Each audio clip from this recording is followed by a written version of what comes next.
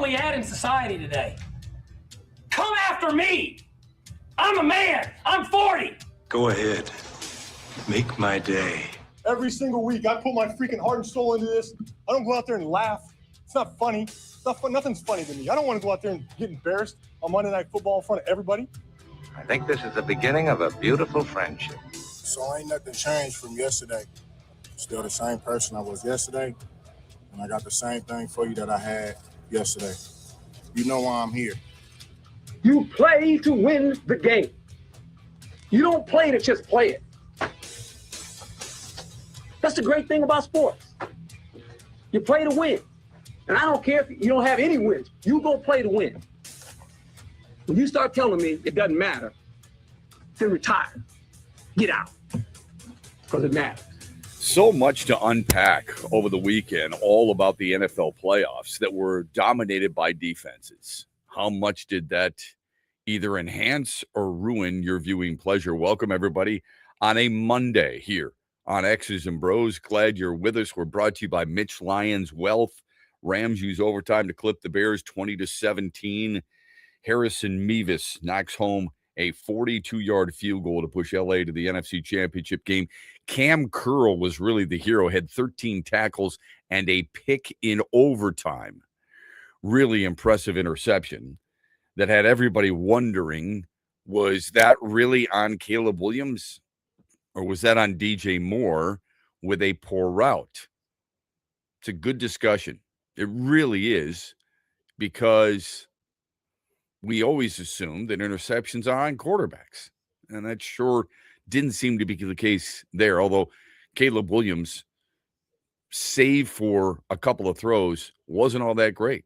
Matthew Stafford, save for a couple of throws, wasn't all that great. It was the defenses that dominated. Williams did throw 3 interceptions, but as I mentioned, also pushed Chicago into overtime with one of the most dramatic and incredible throws in NFL playoff history on a 4th and 4 at the 14, where he was forced to backpedal all the way close to his 40-yard line, throw with just a flick of the wrist. It shows you how strong his arm really is. A flick of the wrist, and in the corner of the end zone. How Cole Kmet was open, I have no idea. I mean, I don't know what the Rams defense was doing, thinking, or trying to do at all, but it was amazing to me. Ben Johnson went for it on 4th down a number of times, and it just, you get away with those things when you get to overtime, I suppose. You get away with those things when your quarterback throws a touchdown in the back of the end zone. On the other hand, you're getting bailed out. That's I mean, I don't know if that's too strong a term, but Caleb Williams' no, play there was a complete bailout. Yes, but what I was saying, his first touchdown, back of the end zone, DJ Moore, that was it a bailout? He went for it 6 times and he made 3. Does that make him successful? I mean, you go 50% on the year on 4th down conversions. Many people would say that's a pretty good ratio. Yeah, so it's pretty much par for the course. But I would also argue that setting the tone that early, when they put the that great drive together, like the very first possession, should they have taken the 3, you think? Well, that's what I was screaming. I was screaming, kick the field goal. As a matter of fact, I said it, and then he left his offense out there on the field, and I thought, this is a game, in all likelihood. You could sit there and say all you want. Well, you knew it was going to be a low-scoring game. Did you really? I mean, you figured just because of the cold. You figure because Chicago's defense is really good. I would have taken the points, and I said as much while I was watching the game. But, he went for it on 4th down a little bit later, and he got it. So yeah, I guess they're not all. There's another part of me that also says that's who he is. So, I mean, we have to accept who people are. If you're going to praise them when they do a really good job, then you can criticize them too, don't get me wrong, but you have to understand who they are and get what's going on there. Anyway, it's going to set up a Rams-Seahawks meeting in Seattle. It'll be the 3rd meeting between these 2 teams this season. Matthew Stafford throws for 258 yards, did not throw for a touchdown. Had a hell of a throw in overtime to Devontae Adams along the left sideline. Puka Nacua did a nice job with a short catch and then picking up some big yards. But overall, he was nothing special. In fact, since the 1970 merger, he is the only quarterback to throw 40 passes or more, complete under 50% of his passes, throw for 0 touchdowns in a road starting yet still win. That's whether it's regular season or overtime. Quarterbacks had been a combined 0, 99, and 1 in road starts since the merger when putting that statistical category together. Again, throw 40 or more passes, complete under 50% of them, and not throw for a touchdown. Meanwhile, Patriots forced 5 turnovers. They beat the Texans 28-16. Drake May throws for 3 scores. The Patriots reached their 16th conference championship game and first since 2018. Houston, in the meantime, is 0-7 all-time in the divisional round. C.J. Stroud tossed 4 picks, and the Texans turned it over 5 times overall. The turnovers over the weekend were amazing, even by teams that won the football game. Okay? Now, we can talk about certain quarterbacks and the frustrations and the disappointments and the underachieving. C.J. Stroud looked like Sam Darnold with the Jets against the Patriots. I see ghosts. His interceptions in the first half warranted a discussion about bringing in reinforcements.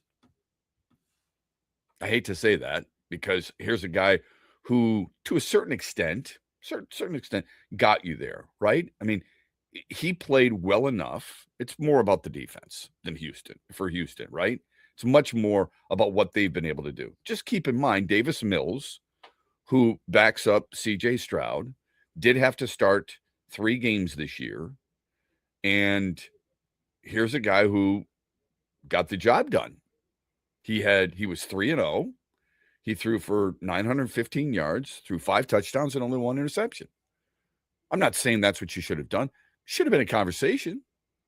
Don't tell me that DeMeco Ryans doesn't go into halftime, talk with his coaches, and at least contemplate it.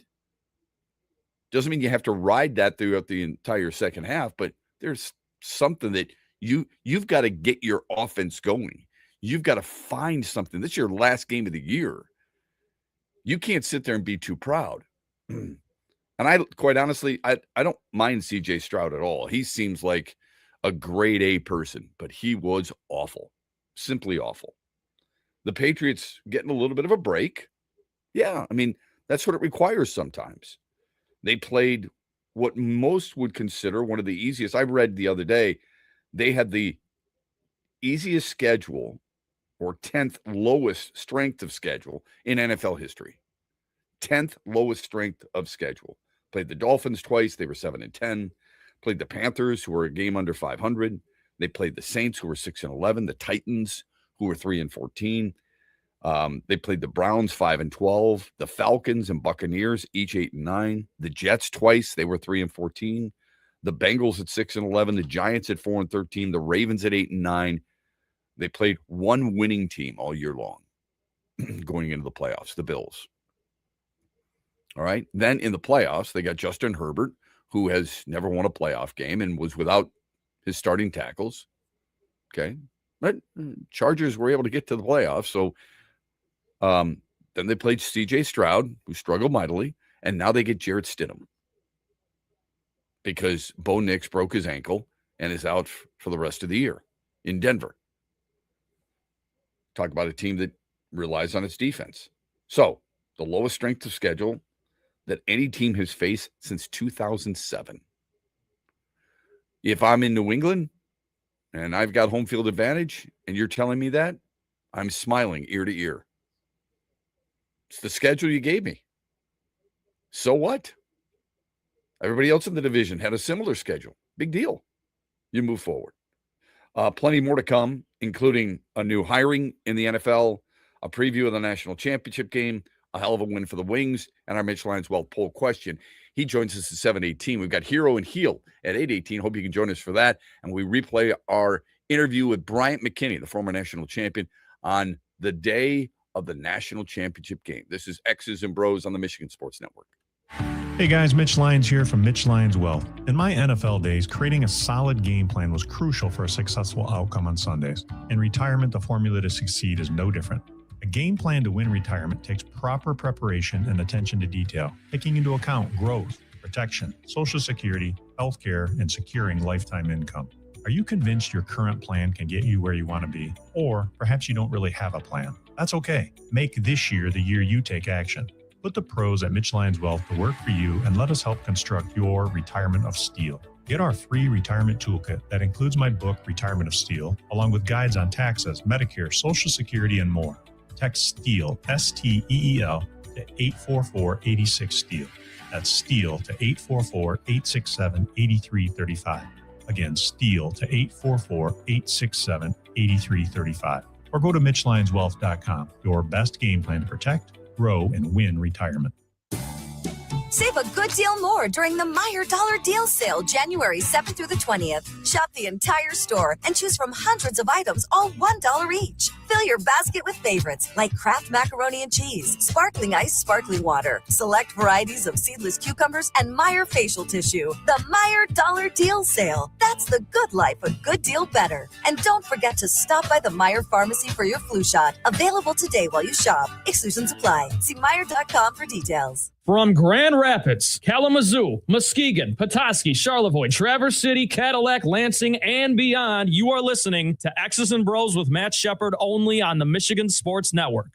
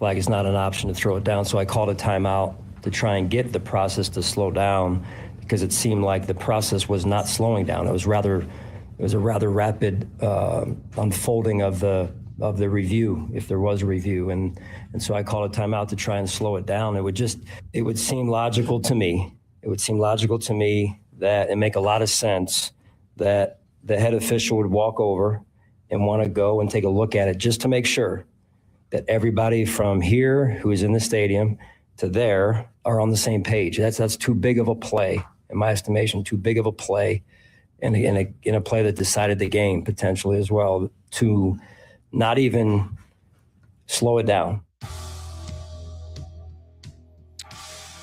Yeah, that's Sean McDermott, the Bills head coach. That's one of, I don't know if it's the most controversial call of all time, but it's pretty close. It's pretty close.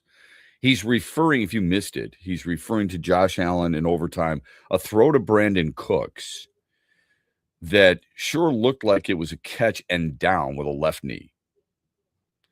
And then McMillan comes up with the ball afterwards, and they give the Broncos the football. They go down, they kick the field goal, they win in overtime. Now, if it is an interception, which, again, is very controversial, just about every NFL player that I saw on social media afterwards was screaming that that's a catch. But let's just say, for sake of argument, it is an interception. Then why wasn't the overtime catch by Devontae Adams against Chicago last night also at least a fumble? Because he caught a slant, and then knee was down, ball comes out, Chicago recovers, and everybody is screaming the knee was clearly down. Well, the knee was clearly down with Brandon Cooks too. Richard Sherman went on and said something about it. Dan Orlovsky went on and said something about it.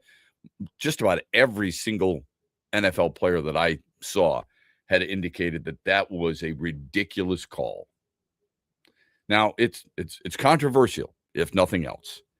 And the Bills had a chance to do something other than need overtime against Denver to try and advance, in which obviously the Broncos did, because they lost by 3 points in overtime on the road. They had 5 turnovers, okay? Let me give you a scenario on why this is a very tough pill for Buffalo Bills fans to follow. And I understand completely why. I'm not saying they're justified in saying there's some type of conspiracy theory. Don't take it too far. I'm just going to give you some information here and see what you have to determine from that information, okay? And look, I like Josh Allen a lot, but later on I'm going to tell you, I mean, you can't do what he did. I mean, you can't fumble just before the half and lead to three points. You can't fumble right out of the half and lead to 3 points. All right? I don't think he let his team down. Deion Dawkins said the same thing. He didn't let us down. I don't think he let his team down. Played his heart out there. Made a lot of really good plays, but there are certain things you just can't do. And a lot of these quarterbacks, they have, like, you and I will sit there and go, what are you doing? They have immense confidence in their arms, incredible confidence in their talent and their teammates' playmaking ability. We saw Drake May throw multiple interceptions. We saw CJ Stroud do it. We saw Caleb Williams do it. We saw Matthew Stafford throw into very tight coverage, right? So what Josh Allen did is not unusual. But let me just give you a scenario for what the Bills had to deal with, all right? Again, not making excuses for them, one way or the other. Doesn't matter to me, really. So they had 5 turnovers, but they were there on 5 days rest. They had to travel out west. Okay, private planes, all this other stuff. How much, I don't know. Playing a team in Denver that had 12 days rest. But they had the bye. You know, they deserve the bye.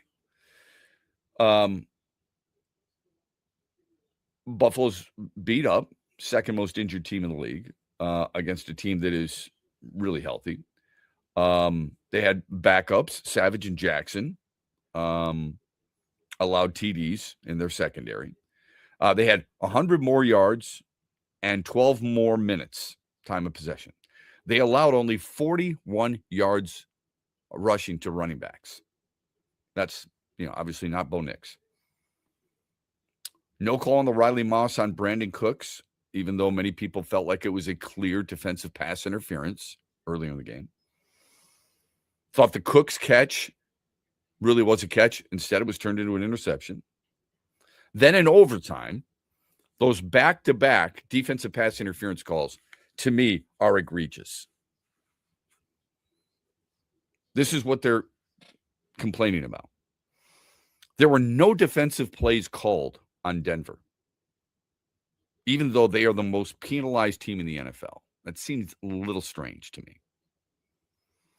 And then 4 hours apart, almost the exact same play with Cooks and with Devontae Adams. One was ruled an interception. One was ruled an NFL catch. So the point is, it is very hard to determine. This goes all the way back to Calvin Johnson catch against Chicago, or what wasn't the catch. It's very hard to describe what a catch is to people in layman's terms. This is a passing league. Yes? Okay. If it's a passing league and you're taking somebody by the hand and introducing them to the game of football, they've never seen it. They're a soccer fan overseas, whatever. How do you describe what a catch is? Because we've got example after example of how these so-called catches are not catches. And many examples of something that was ruled a catch, and it is not. And it's such a bad look because when you have two that were so important last year, it's over and over again on back-to-back days that close. Come on, that's a horrible look for the NFL. It's awful. It's awful, and yet we are constantly loving on the NFL, and I am too. Okay, constantly. C.J. Stroud, by the way, in that game against Denver. Okay. And it's really, think about Houston's defense. Think how good Houston's defense truly was. And in the playoffs, I know it's just 2 games, but still, in the playoffs, Houston's defense has allowed 13.5 points per game, 211 yards per game, 3.5 yards per play, an 18% conversion on third down against them. That's how good they are. They've got 9 sacks, 5 forced turnovers, and they've scored 2 touchdowns. That's just by the defense. Okay? And yet the offense can't do anything. Cannot do a damn thing. In fact, C.J. Stroud became the first quarterback since Kerry Collins in 2000 to complete under 43% of his passes and throw 4 picks. He's the first quarterback in history to have at least 5 interceptions and lose 5 fumbles in a postseason, single season. That's how bad C.J. Stroud has been. But you're going to have other people on the 4-letter network out there supporting them, telling them you've got to be patient, telling them you've got to give them a chance, even though that same person is going to rip on Justin Herbert, rip on Josh Allen, and saying both of them let their team down. But won't use that criteria for C.J. Stroud, which is pretty interesting. And a network that doesn't do a damn thing about it. Falcons, by the way, have hired Browns head coach Kevin Stefanski. Stefanski was 45 up, 56 down, 2 playoff appearances in Cleveland. National championship game tonight. You know it. Indiana takes on Miami in Miami. IU in search of its first ever football national championship. They've crushed everybody in their path, right? The Canes have been playing tight games en route. They seek their 6th national championship, first since 2001. How about the game by the Red Wings? We'll get to that when we come back. And the Mitch Lyons Wealth poll question that we think you'll like. Hope you can stay with us on a Monday here on X's and Bros, brought to you by Mitch Lyons Wealth. Soar to new heights of winning with Eagle Casino and Sports. Enjoy your favorite games wherever you are, whether at home or on the go. Dive into exciting slots, spin the roulette wheel, or challenge yourself with virtual table games, all at your fingertips. Sign up now and opt in to receive a deposit match up to $1,500 for the casino, plus up to 100 free spins. Download the Eagle Casino and Sports app today and experience winning with just a tap. Go you! Must be located in Michigan and 21 years or older. Other conditions apply. Visit playeagle.com to join the action. Gambling problem, call 1-800-GAMBLER. NFL playoffs. Hey, let's go. DraftKings Sportsbook, an official sports betting partner of the NFL, makes every moment feel bigger. In the postseason, the game shifts fast, and with DraftKings live betting options, you can stay right in that moment. Make every moment matter this NFL postseason with DraftKings. Plus, DraftKings has your back with early exit protection. If the player in your eligible NFL prop bet goes down at any point in the first half, you still get paid in cash. With DraftKings, you're covered through the entire half, so why bet player props anywhere else? It doesn't make any sense. New customers, here's your shot. Bet $5, and if that bet wins, you get $300 in bonus bets instantly. Download the DraftKings Sportsbook app now and use the code HUGE to turn $5 into $300 bonus bets if your bet wins. In partnership with DraftKings, the crown is yours. If you or someone you know has a gambling problem wants help, call 1-800-GAMBLER. 21 years or older, Michigan only. Eligibility and restrictions do apply. Bet must win to receive bonus bets, which expire in 7 days. Additional terms at DKNG.com/audio. Limited time offer. Thanks for tuning in to X's and Bros with Matt Shepard, only on the Michigan Sports Network. Save a good deal more during the Meijer Dollar Deal Sale, January 7th through the 20th. Shop the entire store and choose from hundreds of items, all $1 each. Fill your basket with favorites like Kraft Macaroni and Cheese, Sparkling Ice Sparkling Water, select varieties of seedless cucumbers, and Meijer Facial Tissue. The Meijer Dollar Deal Sale. That's the good life, a good deal better. And don't forget to stop by the Meijer Pharmacy for your flu shot. Available today while you shop. Exclusions apply. See Meijer.com for details.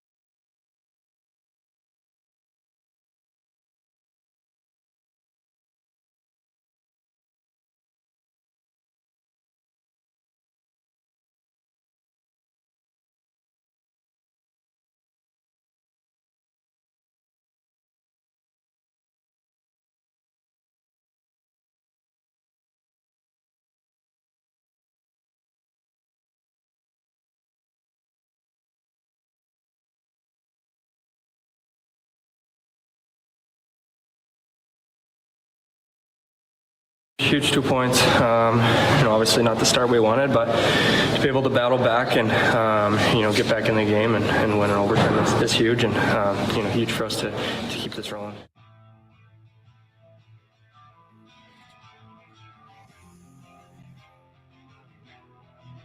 Like that a lot. That's Alex DeBrincat, who had the game winner for the Red Wings yesterday in a win over the Senators. What a way, man! That you talk about an entertaining game. That was awesome. It really was. They used DeBrincat's overtime goal to win. It's 4-3. Franchise record 7 home overtime wins.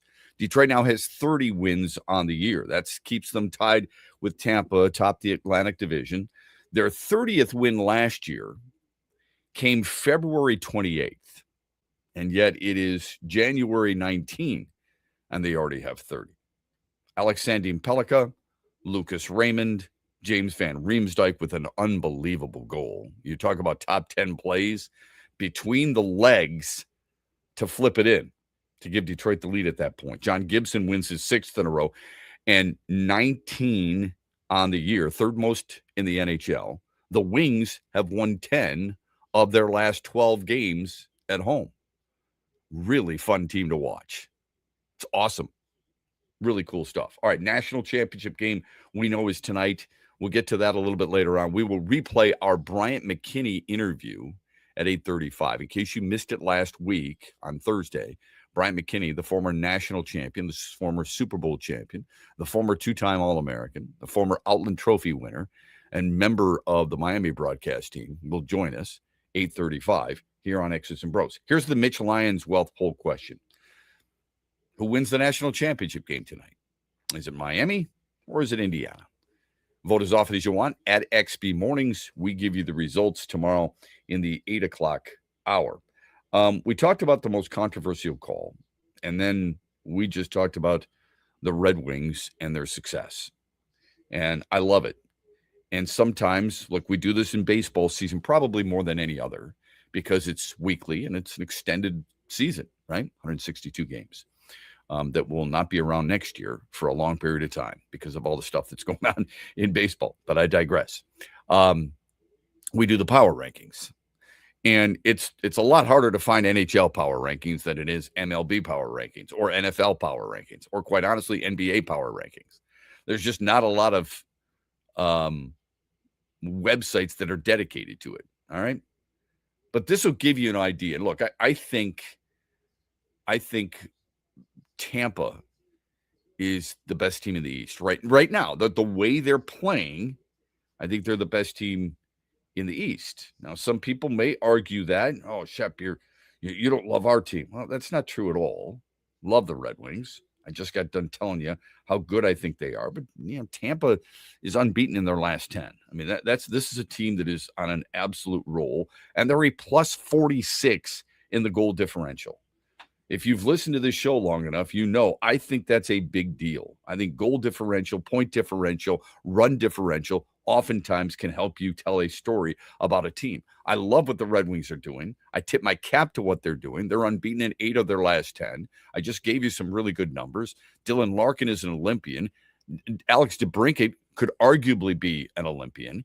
You've got a number one pairing that has been really good in Mo Seider and Simon Edvinsson. John Gibson has been unbelievable. After a rough start, he's been fantastic. But Detroit is a plus 4 in the goal differential.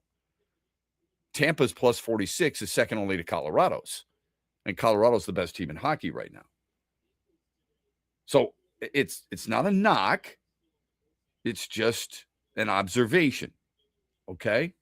Detroit's done most of their damage at home. Their 18 home wins leads the East. Only Colorado has more home wins than your Detroit Red Wings. And the Avs have only lost 1 game at home in regulation. That's incredible. To put it in perspective, Detroit's lost 8. Detroit is 18-8-1 at home. Colorado is 19-1-3 at home. So Detroit's done a lot of damage at home. That's fine. It's not like they can't win on the road. They have a winning record on the road as well. But the goal differential, I think, oftentimes will separate a team. Tampa's played 3 fewer games than the Red Wings. and they have the same number of points and the same number of wins. That's the reason I think Tampa's the best team in the East. Again, not taking anything away from the Red Wings. I love what they're doing. I love how they play. I am entertained on a regular basis, and I think they're a very good hockey team, and I think they're going to make the playoffs. I would like them to make a move. I think they could use, a number 3 defenseman. I think they could use another gritty forward. Okay? Who that is, Kiefer Sherwood is the gritty defense, as the gritty forward. Justin Falk as a defenseman. I don't know who that is. Let's see what happens. Okay? Rasmus Anderson was traded from Calgary to Las Vegas over the weekend, so it's not going to be him. Anyway, so the power rankings are Colorado. This is according to ESPN. Colorado 1. Duh.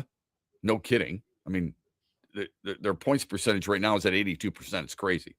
Tampa is number 2. Dallas is number 3. Minnesota is number 4. Carolina, who Detroit just beat the other day, is number 5. Then Vegas at 6, and then the Red Wings. Okay? Here's what they write. John Gibson, before December 1, only Calvin Pickard, and had more negative fantasy points than Gibson's minus 14.6 at that point of the season. The turnaround has been remarkable. Only Connor McDavid has more fantasy points than Gibson since December 1. And the next best goalie trails by over 30 points. Everything comes down to, for some reason or another, fantasy in just about everything.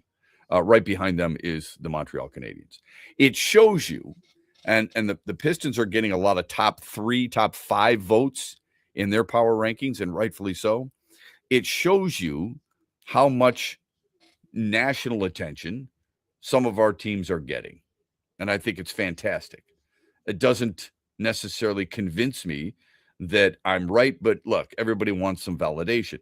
I mean, look what the Pistons did to the Pacers the other day. And I know people are like, well, the Pacers aren't very good. Well, they may not be very good, but you're supposed to dominate teams like that, and they did. They dominated them 121-78. Cade Cunningham was a plus 31. Duncan Robinson was a plus 40. Jalen Duren was a plus 30. The balance was outstanding. Off the bench, you had Isaiah Stewart as a plus 20, even though he only scored 7 points. It was an incredible performance by Detroit against, sure, an undermanned Indiana team that only has 10 wins.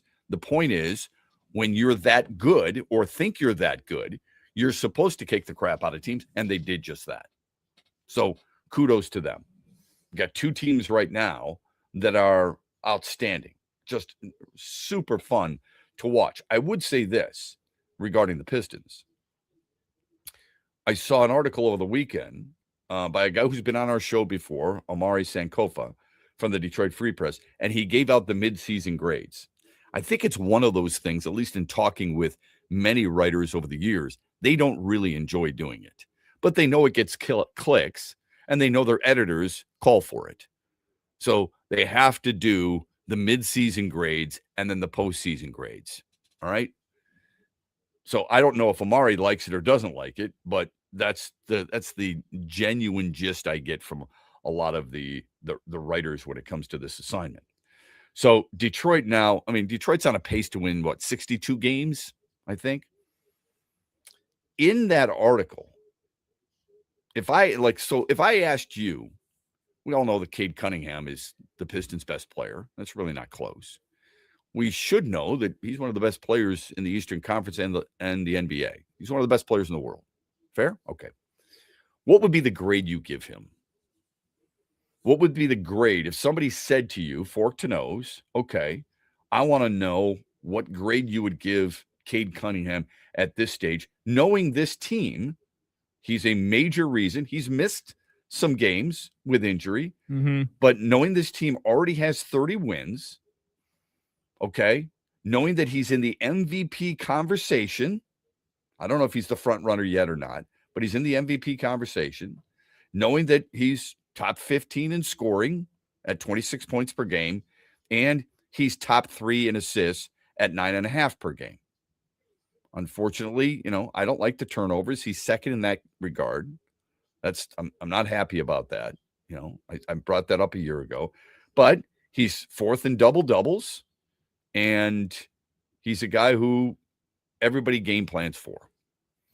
What would be the grade for him? I go A-, and the only reason you brought up the two negatives, it's the turnovers and the fact that he's just missed a few games. But, if it was just that, I'd probably give him an A, but the turnovers have to bump it down a tiny bit. But he's been phenomenal this year. Agreed.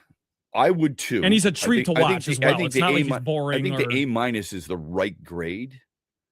Here's the reason he doesn't get an A or an A+ is because his three-point shooting. His three-point shooting stinks. He's a 33% three-point shooter. It's not good, okay? It's actually gone down from last year and is below the league average, right? I mean, if you're going to be honest, let's be honest. He's a guy who has to be better from three. It might be nitpicky a little bit, but it's the truth, is it not? In fact, this year, now that Sankofa put this in his article, he gave him he's really at 33%. That's his average right now. Three-point shooting is at 33%, and the league average is higher than that. So is it fair to knock him for that? Absolutely it is. There's no question about it. This team struggles from the free throw line. Do you think Cade Cunningham at 82.5% is good enough when it comes to that? I mean, should he be a better free throw shooter than 82.5%? You could argue he could be better, but based on the standard we just used for 3-point percentage, what's the league average for free throws? It can't be 82. He's got to be higher than average in that department. Yeah, the only reason I don't use league average there, I would have to go league average for guards. You have Andre Drummond going to the line, bringing that average way down, right? So yeah, that's fair. I look at what he's done in the past. This is a career low for him at 82.5%. Last year, he was at 84.5%. The year before, he was at 87%. Okay. So who would you who would you compare him to? Can I give you a quick example? Yeah, Let me of course. give you a quick example. Tyrese Maxey for Philadelphia. Yep, having a breakout season. Well, yeah. Not that he wasn't good in the past, but he's averaging 30 a game right now. Yeah, he averaged 26 last year. That's pretty damn good. So you're right. He's from a scoring standpoint, he's having a breakout season. Maybe career season. He's a consistent 3-point shooter or free throw shooter at 87%. Okay, this year he's at 88%. Last year he was at 88%. The year before he was at 87%. He is traditionally a very good 3-point shooter or free throw shooter. From a 3-point standpoint, he's shooting 38.5%. So I had this debate with a friend of mine last week. He's not sold on Tyrese Maxey. And I said, what don't you like about a guy who averages 30 points per game, shoots 38% from three, 88% from the line, and leads the league in minutes played? What don't you like about that? Like, I have no affiliation to the Sixers. I don't care if they win, lose, or draw. It doesn't matter to me. I don't care if Tyrese Maxey is an all-star or not an all-star, and he's been an all-star once. It doesn't matter to me. Age 25, he's pretty damn good. I think it's a fair comparison with Cade Cunningham. If I don't care about the scoring. I care about the assists with Cade Cunningham. He's a better ball handler. He's a better passer. There's no doubt about it. The turnovers bother me with Cade Cunningham at about 4 per game. That can't happen. That's got to be better. Maxey doesn't come close to him in assists, but he takes care of the basketball a little bit better. I don't think he's as good a rebounder as Cade Cunningham, but he can score. And from a shooting standpoint, you understand where I'm coming from at the free throw line and at the 3-point line. So that's the reason I look at, if you want to look at an example, I think it's fair to argue that Cade Cunningham should be a better free throw shooter and a better 3-point shooter. I am getting really into the weeds with that because I just said I would give him an A-. The Free Press gave him a B+. I would give him an A-. The thing that holds him back from a solid A or A+, because the thing that's not mentioned in the article is his leadership. I think that's a really big deal. That's a good point. There's no question who this team follows, and it's not just because he's the best player, but it's also because he's their best leader. I love that about him. And in the bigger picture too, Shep, he's also helping lead the charge of like this younger guard taking over with him, Shai Gilgeous-Alexander, Jalen Brunson. You know, I could go on. Victor Wembanyama. It feels like they're taking over the throne kind of collectively as a younger generation. Yeah, and so you notice you didn't bring up Tyrese Maxey either. Yeah, Tyrese Maxey. Yeah. Right. I mean, Brunson already started that. I hope, yeah, but you're right about that. Cunningham, I mean, I guess people would have said Trae Young. I guess over the last like 3-4 years, okay? Like players that are now entering their primes for sure. You know, they've now been in the league for 3 or 4 years, and they are Brunson longer than that, I know, but it took them a while. And it does feel like this era of the NBA is changing a little bit. At least it does to me. Yeah, the era changing from what? Stretch fours? Is that what you're saying? Yeah, or just like faces of the league. Simply that. Oh, faces of the league. I got you. Yeah. You know, it's not so much LeBron and Chris Paul and you know, Carmelo's retired. It's not James Harden anymore. It's not Kawhi anymore. Yeah, you're right. This is the new guard. It's still LeBron as long as he wears the patch for himself, which is really important. Really important to do that. Gosh almighty. You know, produce another movie for us. But anyway, the point is that Tyrese Maxey, I think, is a fair example of that. If you want to be compared to certain players, and I'm not saying Cade Cunningham aspires to do that, but we as a Pistons audience do that. If you're going to compare yourself to other players, then, you know, make sure your numbers are closer to the other players. Shai Gilgeous-Alexander, you just brought it up, is one of the bigger faces of the league. Okay, as a reigning MVP, gets away with a lot of kicks guys in the groin a lot of times on his shots. He's shooting 89% from the free throw line, Trent. From a 3-point standpoint, he's shooting 39.5%. Yeah, so if you want to be voted into the same arena as some of these guys, your shot must be better, especially when it comes to the free throw line. And I don't think that's too much to ask of your superstar. And yeah, we're not sitting here complaining. Damn thing. He wouldn't sit there and go, you know what, everything's smooth, everything's an A. He's not like that. So I'm not tearing him down by any stretch. I'd rather have him just about than any other player in the NBA on my team. But if you're going A- instead of A, you have to at least explain why he got that little knockdown. What's the difference between an A and an A-? And my grade is higher than the free press. Our phone number on the Meijer hotline is 866-838-4843. The text line is Sports Radio 21,000. When we come back, somebody who's got to be ready for the critics, and I think he is. We'll get to that when we come back on X's and Bros. Don't forget, Mitch Lyons from Mitch Lyons Wealth joins us 718, 818. We want your hero and heel, and 835. We've got Bryant McKinney talking about the national championship game tonight.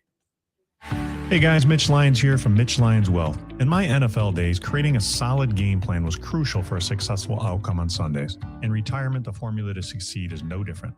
A game plan to win retirement takes proper preparation and attention to detail, taking into account growth, protection, Social Security, healthcare, and securing lifetime income. Are you convinced your current plan can get you where you want to be? Or perhaps you don't really have a plan? That's okay. Make this year the year you take action. Put the pros at Mitch Lyons Wealth to work for you and let us help construct your retirement of steel. Get our free retirement toolkit that includes my book, Retirement of Steel, along with guides on taxes, Medicare, Social Security, and more. Text STEEL, STEEL, to 844-86-STEEL. That's STEEL to 844-867-8335. Again, STEEL to 844-867-8335. Or go to MitchLyonsWealth.com. Your best game plan to protect, grow, and win retirement. At Soaring Eagle, make it a hot Valentine's night. 5-time Grammy nominee El DeBarge and Keith Washington put love in the air. Tickets as low as $50 and are on sale now at the Soaring Eagle box office or etix.com. This Valentine's night, make it hot. El DeBarge and Keith Washington at Soaring Eagle Casino and Resort. From Grand Rapids, Kalamazoo, Muskegon, Petoskey, Charlevoix, Traverse City, Cadillac, Lansing, and beyond, you are listening to X's and Bros with Matt Shepard only on the Michigan Sports Network.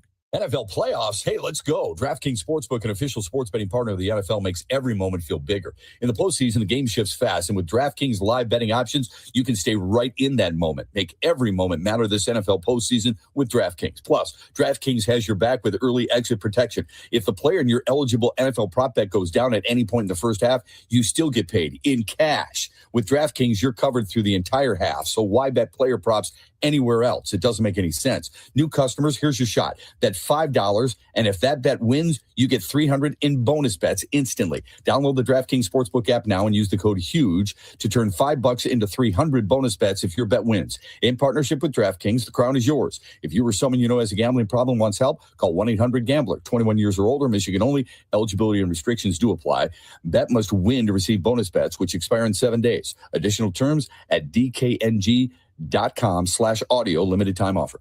The Freddie the Pizza Man Foundation is dedicated to providing support to families and Michigan schools touched by autism. We invite you to join us in supporting these families and schools by making a donation at FreddieThePizzaMan.com. With your donation, you can help provide essential resources that can make a real impact. Visit FreddieThePizzaMan.com to make a donation and to learn more about the foundation's mission. That's FREDI, Together, we can make a difference.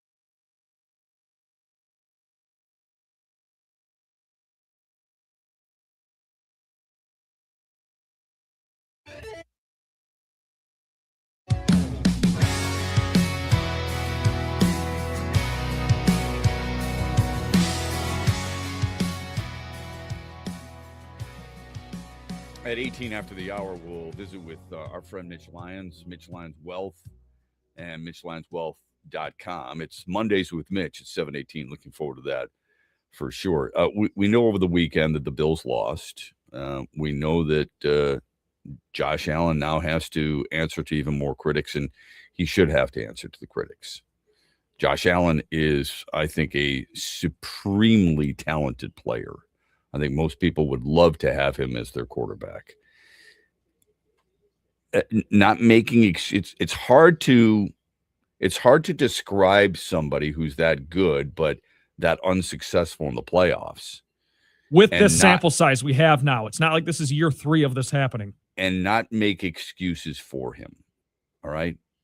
It really is. You just can't do that. You can talk about it should have been a catch with Brandon Cooks and all this other stuff. But it wasn't. That's the bottom line. And on top of that, here's the other thing that's happened is, hey, listen, it didn't have to come down to this. Now, a lot of times, I mean, that's just the way it works. Okay. It does come down to that because that's what happens in sports. All right. If anybody is going to try and decipher between the best Lamar Jackson and those who can't come up in the clutch moments, Lamar Jackson, then you've got to take a look at, you got to do the same thing with Josh Allen. I would tell you this. I saw a statistic on this and it blew my mind regarding what the Bills have done defensively or what they haven't been able to do defensively. Teams have averaged like 31.5 points per game against Buffalo in this divisional round, and why Josh Allen is, I believe, 0-7 all time in his career. He's also the part of a team that it's the first time in history that a team has lost their last 3 losses in a playoff game have come by 3 points or fewer. So what do you have to do? You can't turn the ball over 5 times. Now, I would say James Cook, Buffalo took the lead 7-3 in Denver. Denver goes down, kicks a field goal. Buffalo scores a touchdown. And then Buffalo gets the ball back and they're driving. And it sure looks like they're headed for another 6. James Cook fumbles. That is oftentimes lost. You know, we're going to focus on what Josh Allen didn't do. And I do too, rightfully so. However, remember that things could have been completely different if James Cook doesn't fumble either. James Cook had a really good game, but the fumble was glaring at the time.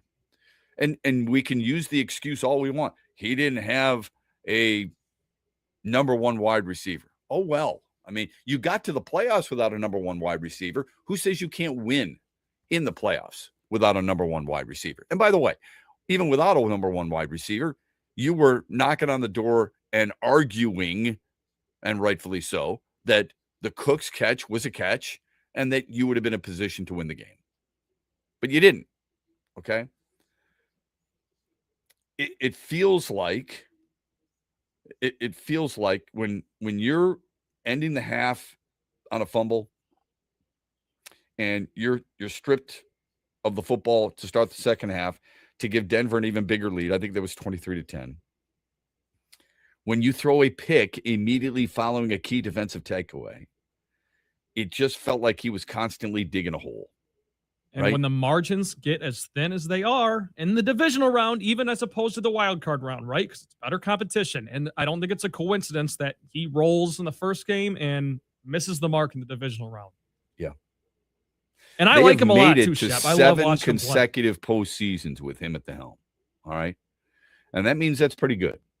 But they've also suffered 7 postseason losses. And there really is no way to get through it. He was 0 for 9 throwing 20-plus yards downfield. And that is oftentimes a reflective of, big-time wide receivers, okay? The pass rush was basically non-existent, okay?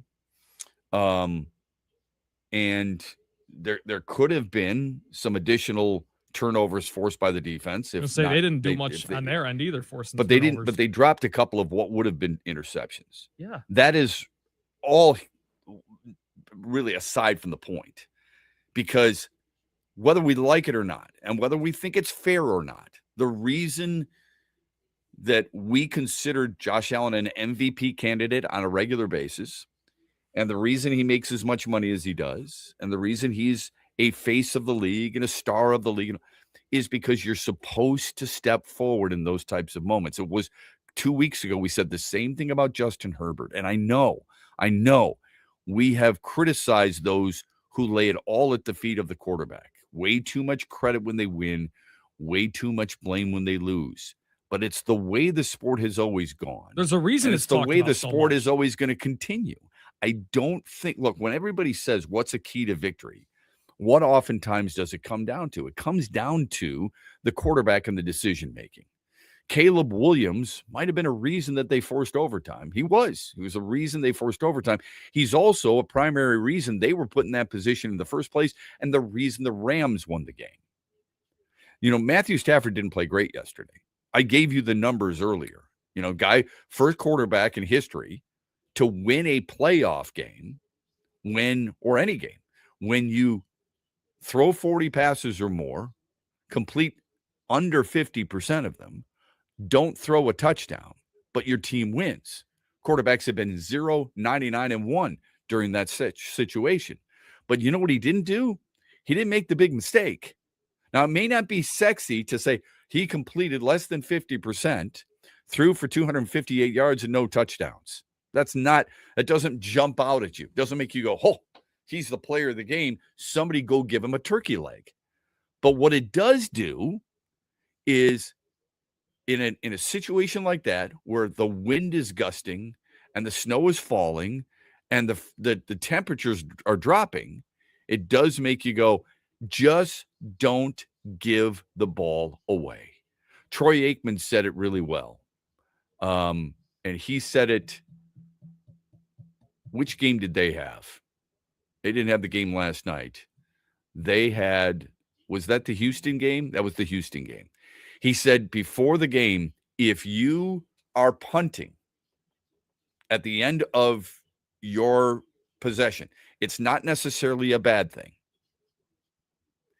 which means at least you're not throwing the ball to them or fumbling the ball to them.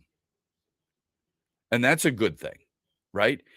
A friend of mine, Rob Rubik, who does, What's Brewing with Rubes, brought to you by Ferris Coffee on Friday mornings with us at 8:35.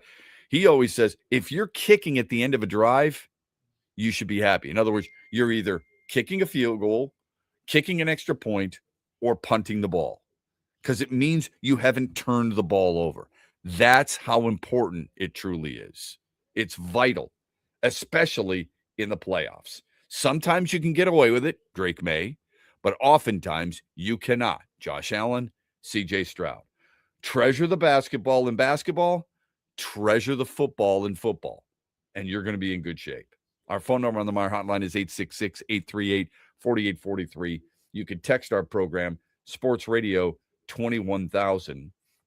We do want to talk a little bit about the college football playoffs, but when we come back, it's Mondays with Mitch. Mitch Lyons joins us to talk about the CFP, to talk about the NFL playoffs, and a whole lot more. He joins us on the other side on X's and Bros on this hour, brought to you by Meijer, right after this. Mitch Lyons here, founder of Mitch Lyons Wealth, where we create your best game plan to protect, grow, and win retirement. I'm here with Tiger legend Kirk Gibson, who we are proud to support and partner with on the newly opened Kirk Gibson Center for Parkinson's Wellness. Thanks, Mitch. We appreciate your support, and we are excited to have recently opened the center in Farmington Hills. It provides exercise therapy and educational programs that are helping the Parkinson's community, just like Mitch Lyons Wealth helps improve the quality for their clients' retirements. This center helps improve the quality of life for people with Parkinson's. And Gibby, the best part of all is that access to the center is available to the Parkinson's community free of charge, right? That's right, absolutely free of charge for people with Parkinson's and their care partners. You hit a couple of the most famous home runs in Major League history, Gibby, but I feel that your greatest hit will be the positive impact the Kirk Gibson Center is making in the fight against Parkinson's. Mitch, since my diagnosis, I get up every day and focus on winning that day. This center encourages others to do the same. Awesome, Gibby. To learn more, go to kirkgibsoncenter.org.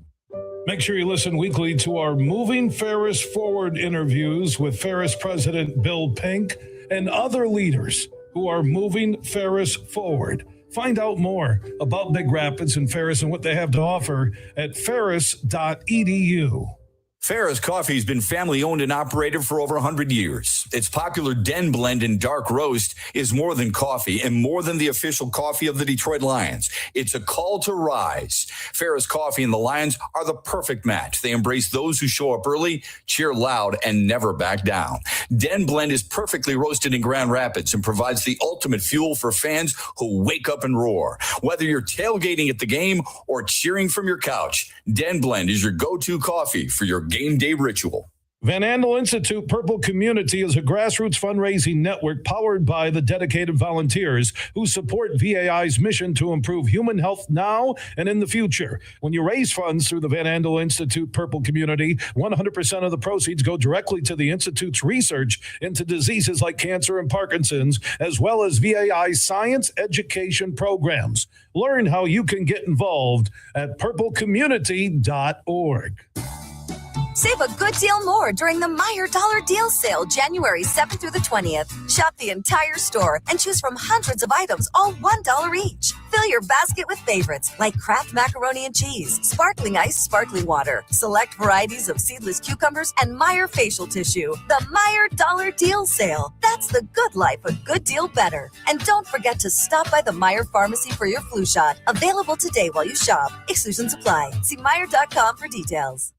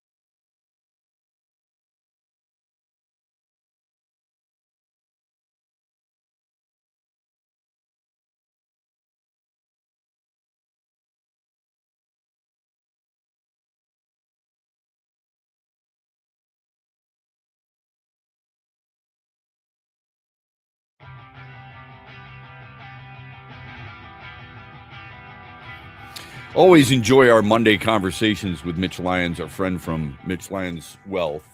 Never too late, or never is it too early for you to start thinking about your retirement, man. And the best place to go is MitchLyonsWealth.com. 866-85-STEEL. That's 866-85-STEEL.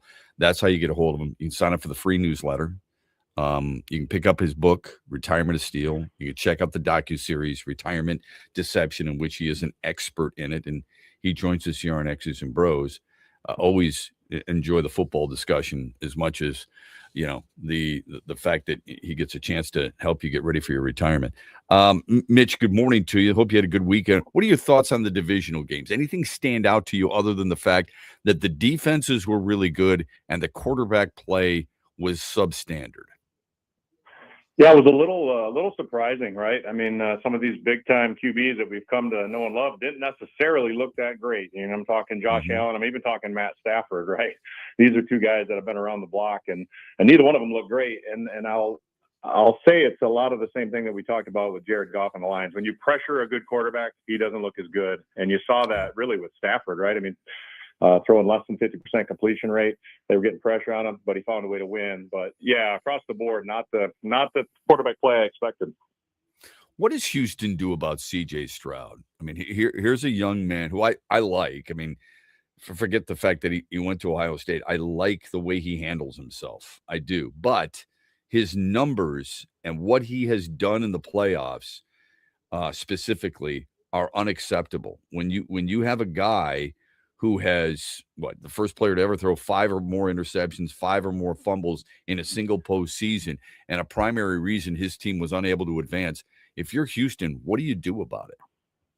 Well, I mean, obviously he's got to play better, and this comes back, and I think a lot of it's the same as Josh Allen. You're deemed that you can't until you can, and the bottom line is it's not really what they need to do with C.J. Stroud. It's C.J. Stroud needs to look in the mirror, and he needs to get better, and he needs to get better in pressure situations. And honestly, if I was coaching that team, I mean, I wouldn't have been surprised if they pulled him at halftime. I don't care if he's your guy or not. He was playing that bad that I thought Davis Mills probably gave him a better chance to win at that point.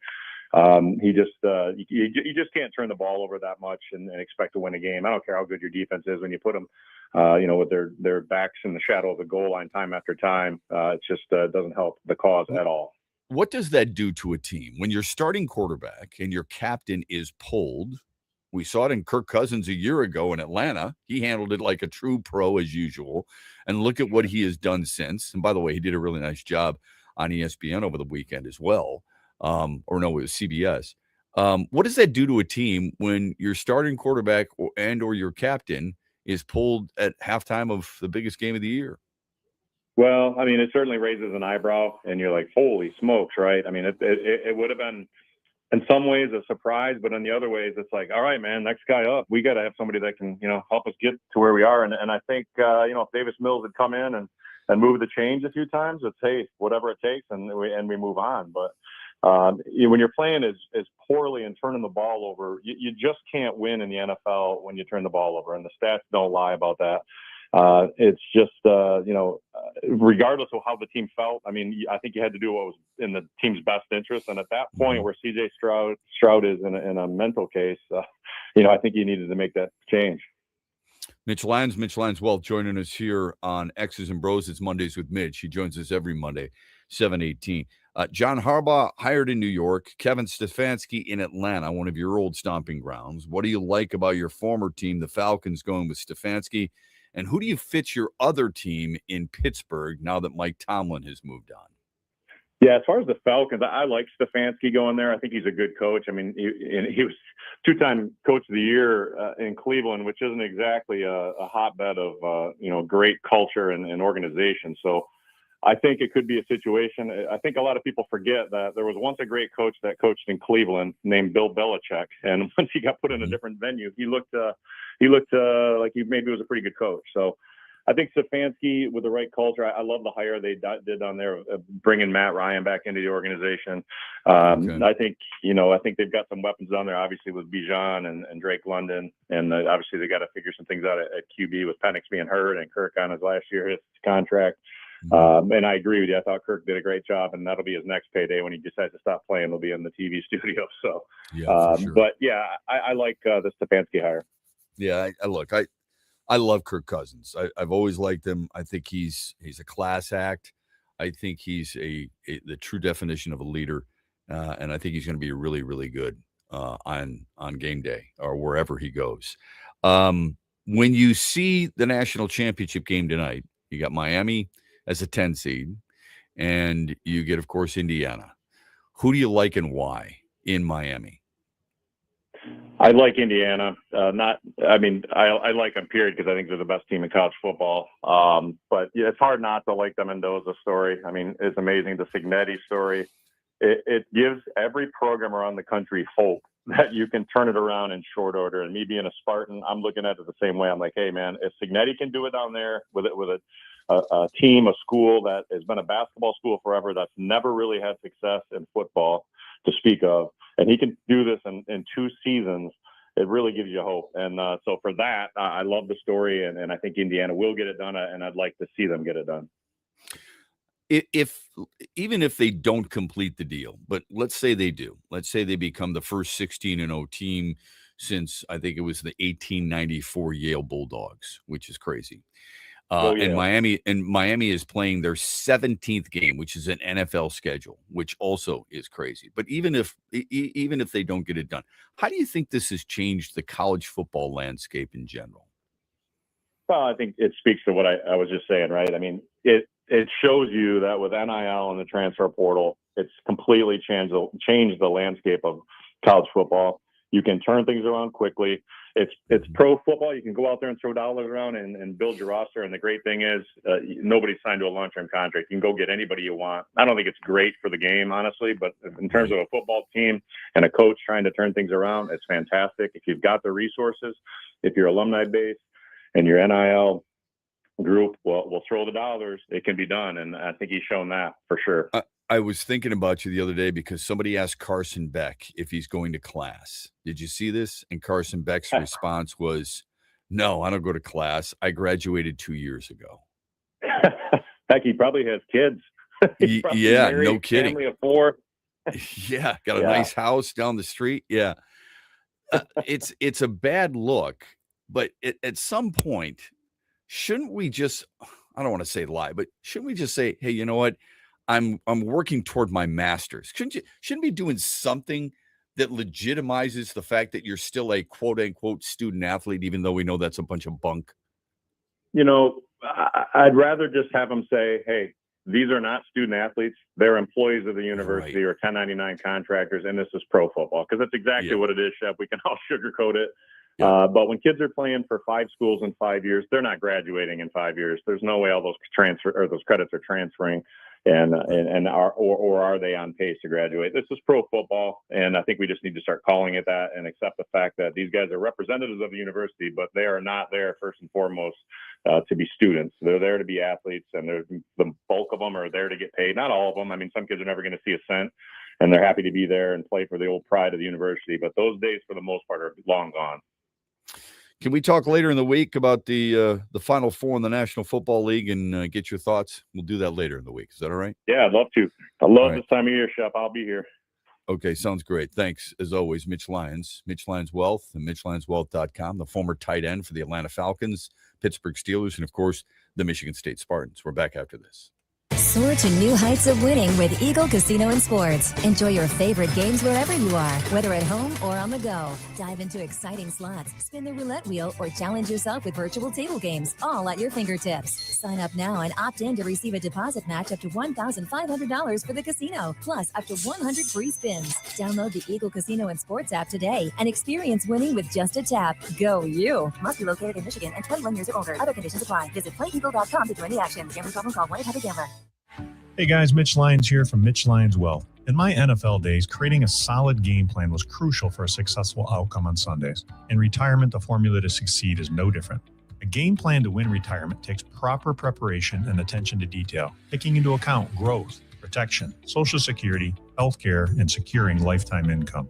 Are you convinced your current plan can get you where you want to be? Or perhaps you don't really have a plan? That's okay. Make this year the year you take action. Put the pros at Mitch Lyons Wealth to work for you and let us help construct your retirement of steel. Get our free retirement toolkit that includes my book, Retirement of Steel, along with guides on taxes, Medicare, Social Security, and more. Text STEEL, STEEL, to 844-86-STEEL. That's STEEL to 844-867-8335. Again, STEEL to 844-867-8335. Or go to MitchLyonsWealth.com, your best game plan to protect, grow, and win retirement. What's up, Michigan? You're listening to my good friend Shep. The Huge Show is coming up later today at 3, right here on the Michigan Sports Network. Save a good deal more during the Meyer Dollar Deal Sale, January 7th through the 20th. Shop the entire store and choose from hundreds of items, all $1 each. Fill your basket with favorites like Kraft macaroni and cheese, sparkling ice sparkling water, select varieties of seedless cucumbers, and Meyer facial tissue. The Meyer Dollar Deal Sale. That's the good life, a good deal better. And don't forget to stop by the Meyer Pharmacy for your flu shot. Available today while you shop. Exclusions apply. See Meyer.com for details. The Michigan Sports Network is your exclusive home for X's and Bros with Matt Shepard and The Huge Show later today at 3 p.m. The Freddie the Pizza Man Foundation is dedicated to providing support to families and Michigan schools touched by autism. We invite you to join us in supporting these families and schools by making a donation at freddythepizzaman.com. With your donation, you can help provide essential resources that can make a real impact. Visit freddythepizzaman.com to make a donation and to learn more about the foundation's mission. That's FREDI thepizzaman.com. Together, we can make a difference.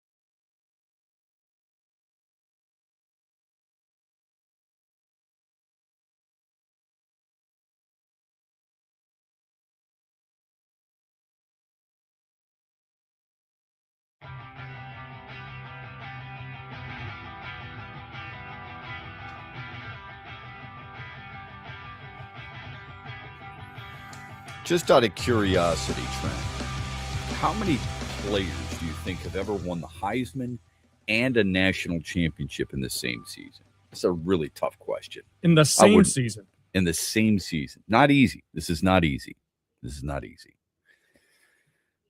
I know there's been a couple in my lifetime, so I'd guess 5. 17. Oh, there's a lot then. Yeah, so I wouldn't have guessed that either. How many quarterbacks do you think have done it? I'll go half. I'll go 8. Pretty close. 9. The first to ever do it was Davey O'Brien. They named an award after him. He did it for Texas Christian back in 1938. Angelo Bartelli, not an opera singer, but he did it for Notre Dame in 1943. Johnny Lujak did it for Notre Dame in 1947.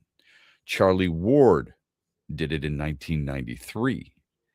Danny Werfel did it for Florida in 1996. Matt Leinart did it for USC in 2004.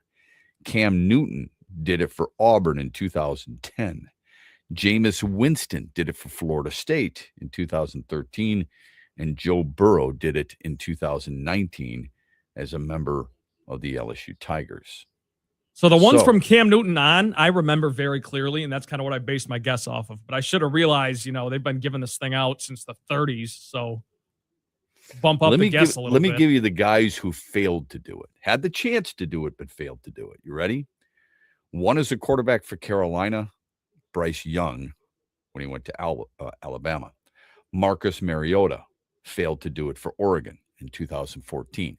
Sam Bradford couldn't get it done for Oklahoma in 2008.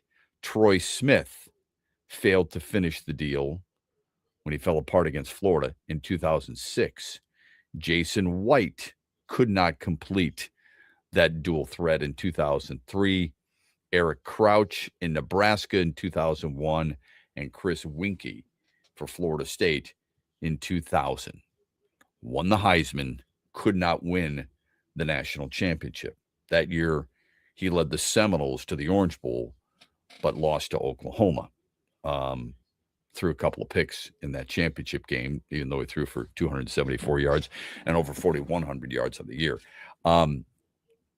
Fernando Mendoza, tonight. Does he join the list of 9 quarterbacks making it 10, 17 Heisman Trophy winners making it 18 to win a national championship in the same year?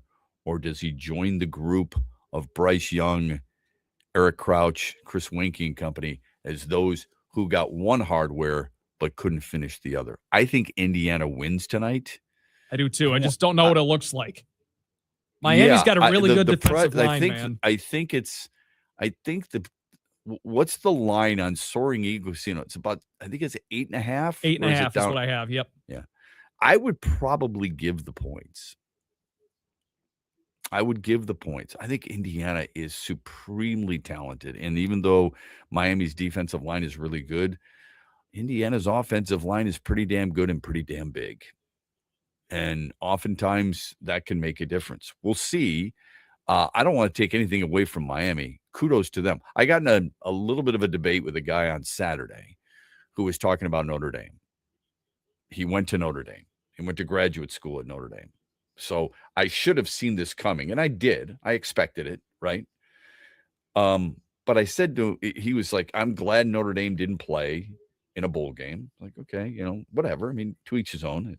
It's fine. I said, I hope the players decided that, and it wasn't the administration. He said they got totally jobbed instead of Alabama. I went round and round. Alabama played a second or a game that Notre Dame did not, because they made it to the conference championship. They were the number 1 team in the SEC. They played a much more difficult schedule. His response is they shouldn't have gotten blown out. I said, yeah, but they beat that team earlier in the year in Athens, by the way. And I said, and with all due respect, I said, let me ask you this. Who did you play? That's all I asked him. I said, just tell me who you played. I said, you played 3 ranked teams. And actually they played 4. And I said, and you beat one of them, USC. It was Pitt. Pitt was the other one. Pitt was ranked 22nd at the time that they beat him. He said, we beat everybody. We were down the stretch. I said, You played North Carolina State and Syracuse and SMU and Boston College, man. I mean, come on. Let's be they should have been there instead of Alabama. And then another guy says, I think they're a top 5 team. I just about spit my beer out, even though originally I was going to do a dry January. I had to have a beer last. I'm like, what? It made me order another one. Top 5 team? What are you talking about? I said, you honestly believe they're ahead of one of these teams that I'm about to mention?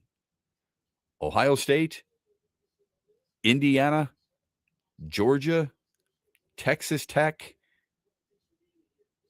Ole Miss. You think they belong ahead of all those teams? Or one of those teams? Wow. That to me is stunning. I don't, quite honestly, I don't understand that. I said Oregon? Same guy said, I think Oregon's a top 5 team. I said, Notre Dame's not as good as Texas A&M, man. So anyway, it was a good debate. Had a hard time. This guy had a hard time giving credit to Indiana, which is mind-blowing that you're going to stoke the fire of Notre Dame, which you're not going to give any credence to Indiana going to Oregon and winning there. Yeah, you would think those two things would almost go hand in hand, Yeah, or giving credit for beating Ohio State in the national championship game. Look, if I'm going to give Notre Dame credit for beating Pittsburgh as a top 10 team, I got to do the same thing for Indiana to beating Illinois, who was ranked in the top 10 at the time they beat them. And they manhandled them 63-10. Not to mention the fact that they've already beaten Alabama, wiping the floor with them, and beating Oregon as well, rather handily. Now, I don't think they're going to, what they put up, 56 on Oregon? I don't think they're going to put 56 up on Notre Dame.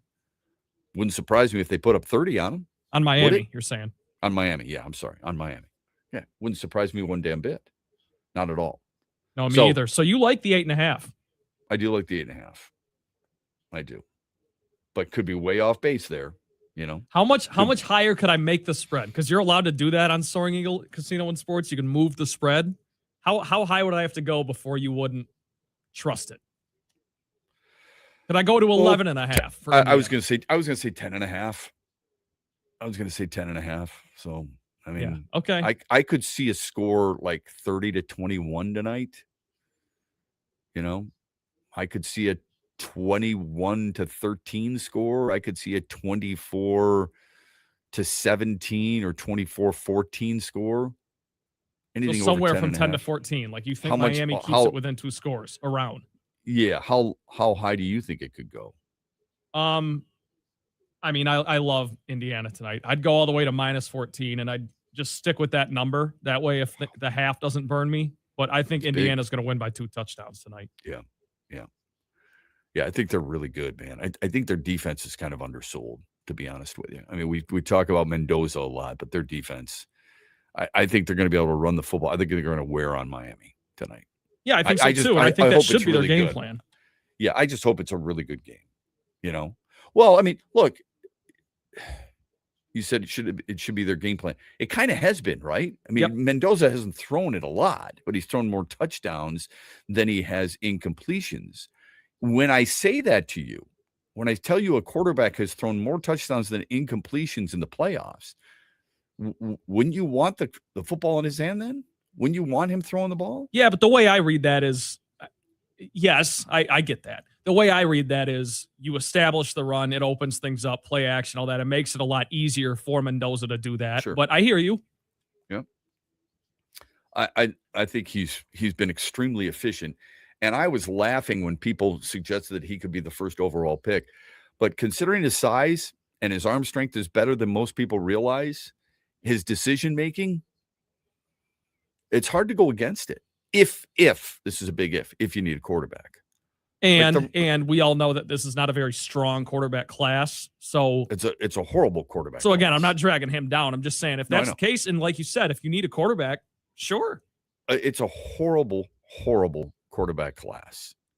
And this is where a team may reach, I think. But when you've got Dante Moore going back to Oregon, and you can understand why if he's going to make what's a reported $7.5 million. Smart move by Dylan Raiola to commit there. But if you're going to do that, it makes it even. And I don't even know. I don't think he's an NFL quarterback either.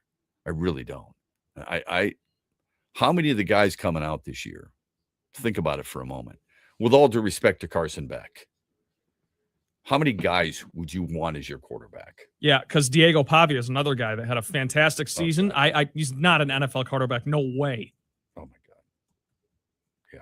So to answer your question, I mean, no one comes to mind. Yeah, I don't know how in the world. Like, if you're in desperate need of a quarterback, for sure, you are looking free agency first. Are you not? I would hope so. Yes.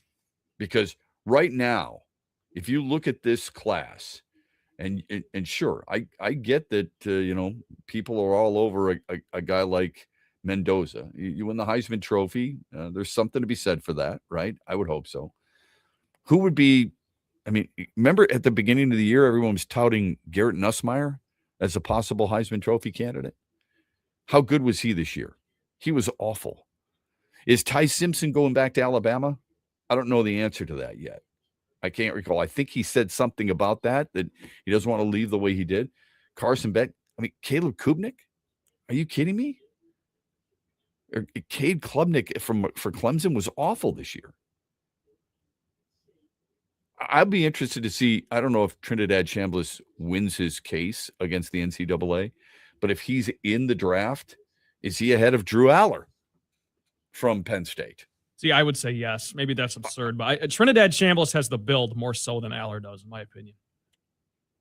Well, no, Drew Aller's 6'5", man. Yeah, but he's a prototypical I don't know. quarterback. He's 6'5".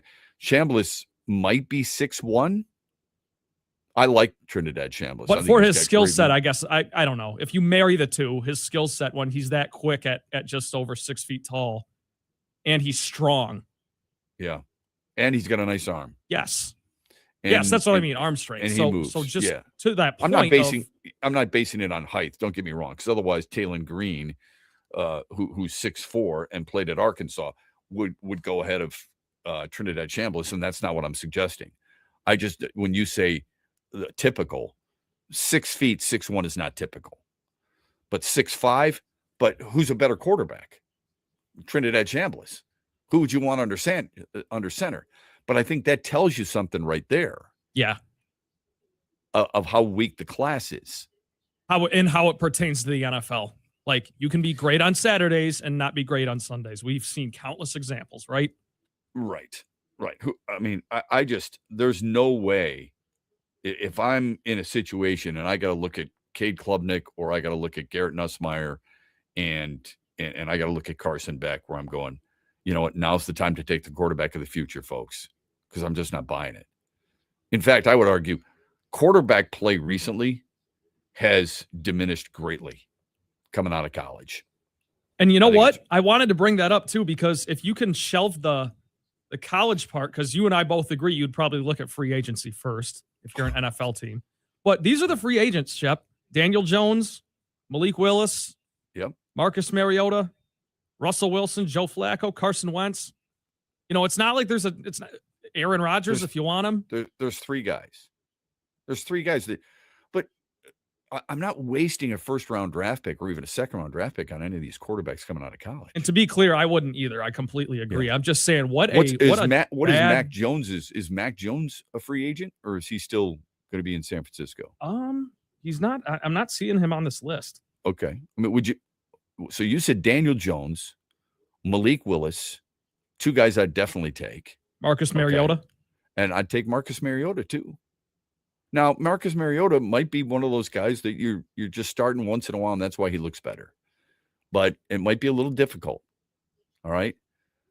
I don't trust any of these guys. And as a bad team, you'd rather roll out with one of those guys for a year and then draft your quarterback next year, maybe. Sometimes you have to think forward like that.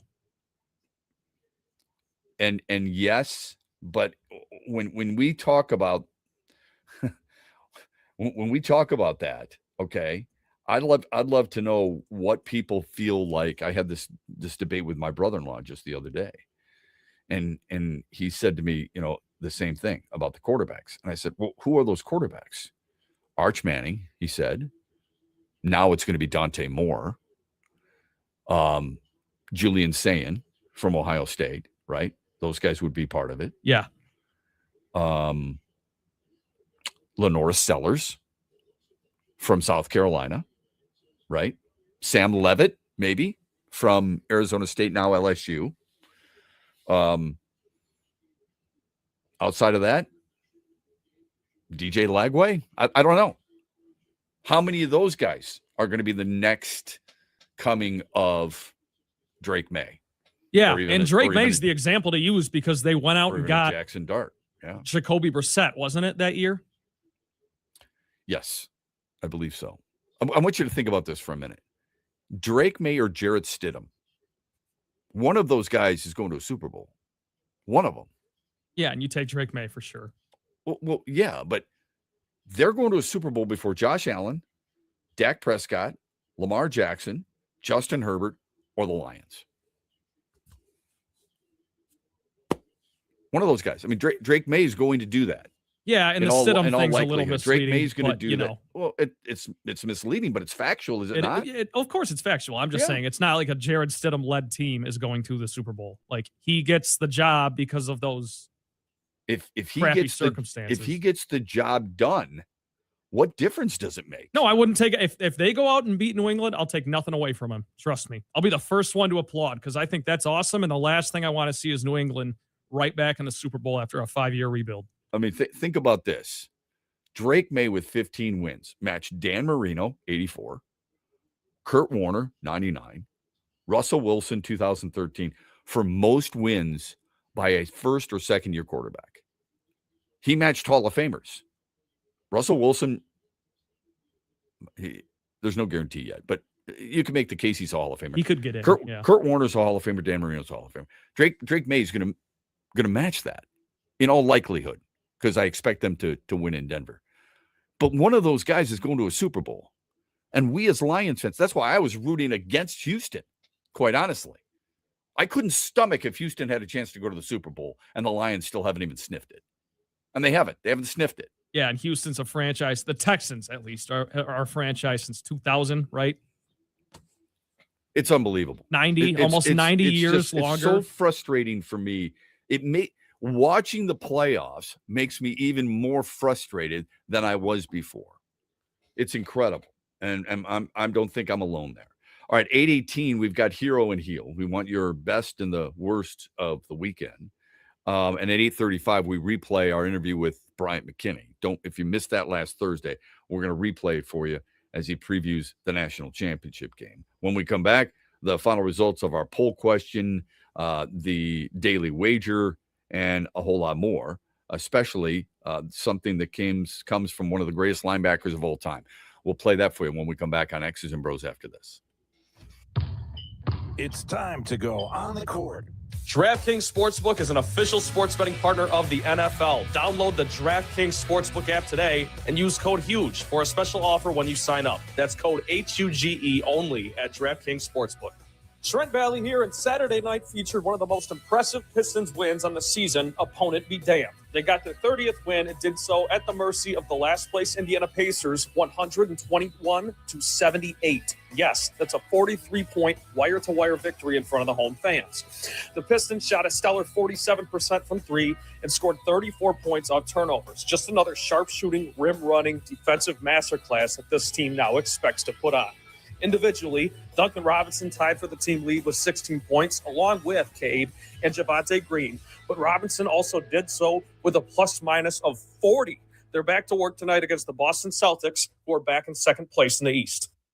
NFL playoffs. Hey, let's go. DraftKings Sportsbook, an official sports betting partner of the NFL, makes every moment feel bigger. In the postseason, the game shifts fast, and with DraftKings live betting options, you can stay right in that moment. Make every moment matter this NFL postseason with DraftKings. Plus, DraftKings has your back with early exit protection. If the player in your eligible NFL prop bet goes down at any point in the first half, you still get paid in cash. With DraftKings, you're covered through the entire half, so why bet player props anywhere else? It doesn't make any sense. New customers, here's your shot. Bet $5, and if that bet wins, you get $300 in bonus bets instantly. Download the DraftKings Sportsbook app now and use the code HUGE to turn $5 into $300 bonus bets if your bet wins. In partnership with DraftKings, the crown is yours. If you or someone you know has a gambling problem wants help, call 1-800-GAMBLER. 21 years or older, Michigan only. Eligibility and restrictions do apply.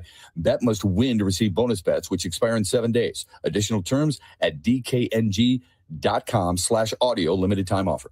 Soar to new heights of winning with Eagle Casino and Sports. Enjoy your favorite games wherever you are, whether at home or on the go. Dive into exciting slots, spin the roulette wheel, or challenge yourself with virtual table games, all at your fingertips. Sign up now and opt in to receive a deposit match up to $1,500 for the casino, plus up to 100 free spins. Download the Eagle Casino and Sports app today and experience winning with just a tap. Go you! Must be located in Michigan and 21 years or older. Other conditions apply. Visit playeagle.com to join the action. Gambling problem, call 1-800-GAMBLER.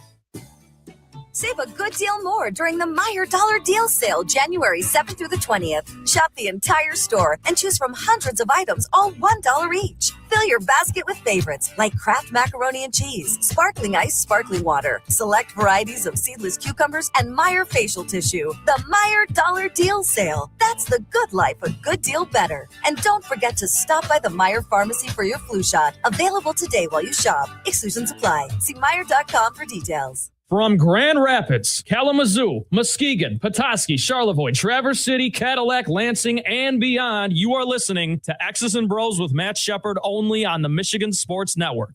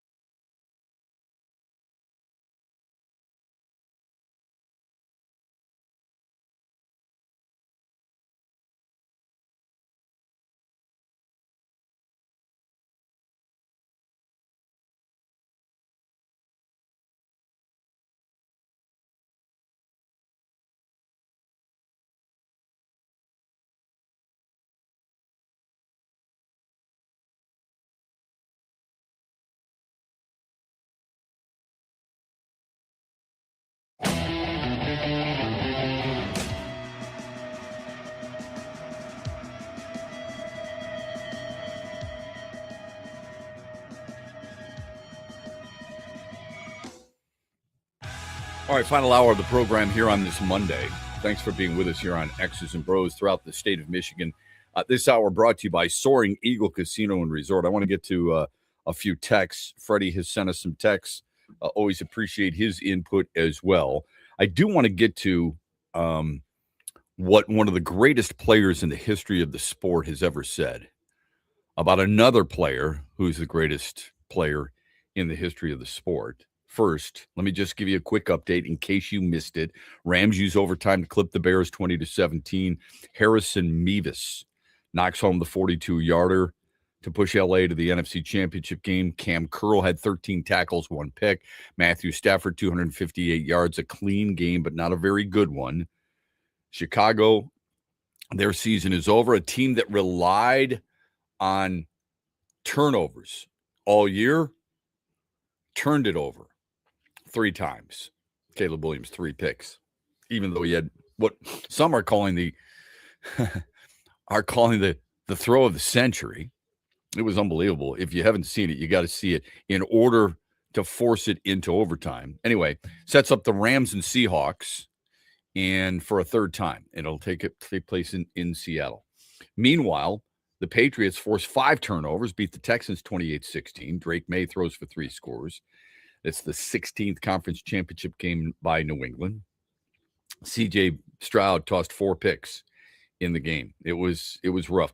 Remember before the season began, C.J. Stroud was on a podcast, and they said, give me your top 5 quarterbacks. Do you remember who he said? No, I don't. He said, in no particular order, Patrick Mahomes, Lamar Jackson, himself, Jalen Hurts, and the 5th was, who was the 5th one? Whose list is this? Dak Prescott. Dak Prescott was the other one. It was C.J. Stroud's. Oh, okay. That's right.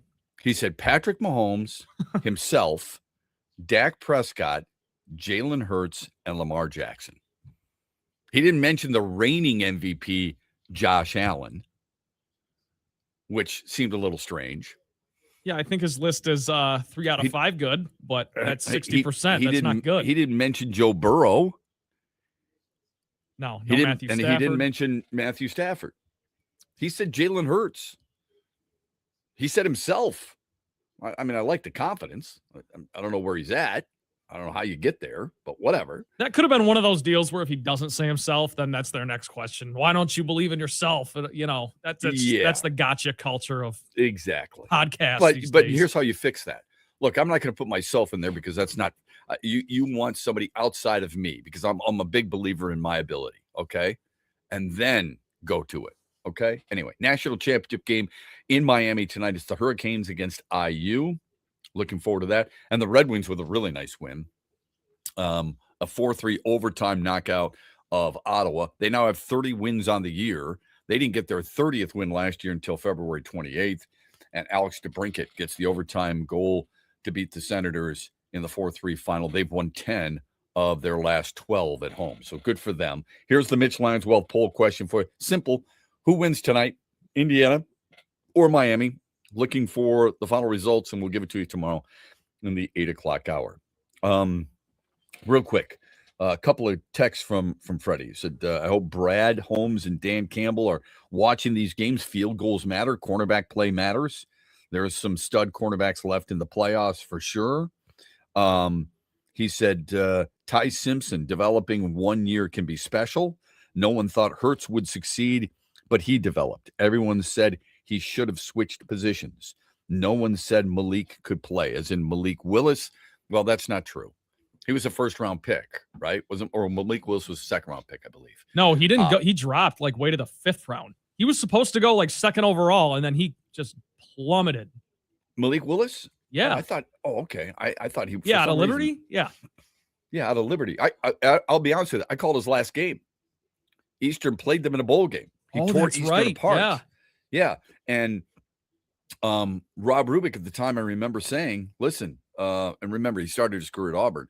Rob Rubik said at the time, "Hey man, this is a guy who's going to he's an NFL quarterback. He was a 3rd round pick, Trent." Okay, so I reached, but he was supposed to go maybe 1st or 2nd overall, and he dropped all the way to the 3rd.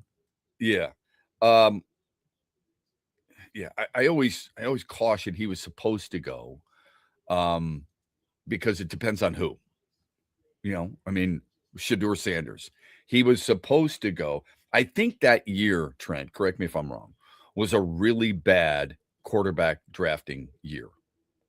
I don't know. 2022? That was the Aiden Hutchinson year, correct? Yes. Okay. How many quarterbacks went in that draft? That was Desmond Ridder, I believe. Anyway, I'm pulling it up right now. Yeah. Malik Willis was drafted by Tennessee, I believe, out of Liberty. Yeah, you're right about that. Okay. Only Kenny Pickett went in the 1st round.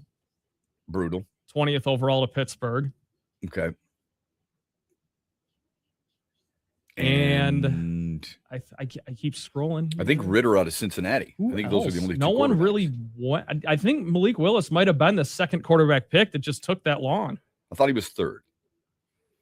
Look, where was Desmond Ridder drafted? Even though he's been terrible. Desmond Ridder went 3rd round, 74th overall to Atlanta. So about 12 picks ahead of Marcus Liberty, ahead of Malik Willis. Yeah. But Marcus yes, to Liberty answer your original question, what a crappy quarterback class that was. Yeah. We think this one coming up is bad. Yeah, that one was horrible. Absolutely horrible. So anyway, good stuff from Freddie. Always appreciate it. Let me play you this. The debate earlier this year, to me, was laughable. I mean, there are other people in Detroit sports media who have no concept of how good Barry Sanders was. Let me take that back. No concept of how great he was. There were uneducated people suggesting that Jahmyr Gibbs was better than Barry Sanders. Listen to what Lawrence Taylor recently had to say about the greatest running back of all time. Go ahead. Barry Sanders, man. Don't bring me no rings conversation. Don't bring me no team success. Turn on the damn tape. That man stayed loyal to Detroit for 10 straight years. Most players would have begged their way out. Barry stayed. He stayed, he carried, he produced, and he embarrassed defenses week after week with no all-star lineup helping him. You can't coach what he had. You can't scheme it out. Barry could make a whole defense miss inside a 5-yard box. I'd watch film of him and just laugh like, how the hell do you even hit that? And trust me, I hit everybody. Barry was different. Not the biggest, not the loudest, but the most unstoppable. Isn't that great? It is great. So, I hear this, you hear it too. Hear people all the time. The eye test. And then a lot of people will bring up statistics. To Lawrence Taylor's point, just turn on the damn tape, man. Now, it's a little unfair saying behind a line that didn't have any stars. Well, Lomas Brown was a really good lineman. Should be in the Hall of Fame, okay? So I don't know if I necessarily believe that, but I needed you to hear that because I thought Lawrence Taylor hit it right on the nose. Let's get to the final results of the poll question from Friday, shall we? Friday, we asked you this. Which baseball franchise do you hate the most? This is after the Dodgers signed Kyle Tucker. The Dodgers, the Yankees, the Blue Jays, or other? The Yankees won, no surprise, 51%. Dodgers got 34%, other with 11%, and Blue Jays just 4%. Okay, good. How about the daily wager? How'd you do? We did good, actually, because I took the Bears +4, and they lost by 3. So then again, Vegas just hitting the nail on the head there. And then I already told you I like Indiana +8.5 tonight. All right, we'll look at that. And when we come back, we will make sure we get to our hero and heel here on X's and Bros, brought to you by Soaring Eagle Casino and Resort. Mitch Lyons here, founder of Mitch Lyons Wealth, where we create your best game plan to protect, grow, and win retirement. I'm here with Tiger legend Kirk Gibson, who we are proud to support and partner with on the newly opened Kirk Gibson Center for Parkinson's Wellness. Thanks, Mitch. We appreciate your support, and we are excited to have recently opened the center in Farmington Hills. It provides exercise therapy and educational programs that are helping the Parkinson's community, just like Mitch Lyons Wealth helps improve the quality for their clients' retirements. This center helps improve the quality of life for people with Parkinson's. And Gibby, the best part of all is that access to the center is available to the Parkinson's community free of charge, right? That's right, absolutely free of charge for people with Parkinson's and their care partners. You hit a couple of the most famous home runs in Major League history, Gibby, but I feel that your greatest hit will be the positive impact the Kirk Gibson Center is making in the fight against Parkinson's. Mitch, since my diagnosis, I get up every day and focus on winning that day. This center encourages others to do the same. Awesome, Gibby. To learn more, go to kirkgibsoncenter.org. Huge here for Van Andel Institute Purple Community. Now, they're a grassroots fundraising network powered by the volunteers who support VAI's mission to improve health now and in the future. Learn more at purplecommunity.org. NFL playoffs. Hey, let's go. DraftKings Sportsbook, an official sports betting partner of the NFL, makes every moment feel bigger. In the postseason, the game shifts fast, and with DraftKings live betting options, you can stay right in that moment. Make every moment matter this NFL postseason with DraftKings. Plus, DraftKings has your back with early exit protection. If the player in your eligible NFL prop bet goes down at any point in the first half, you still get paid in cash. With DraftKings, you're covered through the entire half, so why bet player props anywhere else? It doesn't make any sense. New customers, here's your shot. Bet $5, and if that bet wins, you get $300 in bonus bets instantly. Download the DraftKings Sportsbook app now and use the code HUGE to turn $5 into $300 bonus bets if your bet wins. In partnership with DraftKings, the crown is yours. If you or someone you know has a gambling problem wants help, call 1-800-GAMBLER. 21 years or older, Michigan only. Eligibility and restrictions do apply. Bet must win to receive bonus bets, which expire in 7 days. Additional terms at DKNG.com/audio. Limited time offer. Thanks for tuning in to X's and Bros with Matt Shepard, only on the Michigan Sports Network.